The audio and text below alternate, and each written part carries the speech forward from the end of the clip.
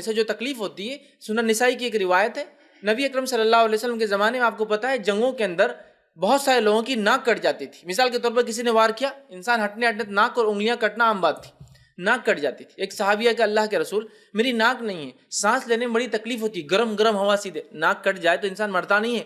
اب ہڈی جو اندر کی ہوتی ہے 2 سوراخ ہوتے ہیں، ڈائریکٹ ہوا لینا بہت مشکل ہوتا ہے.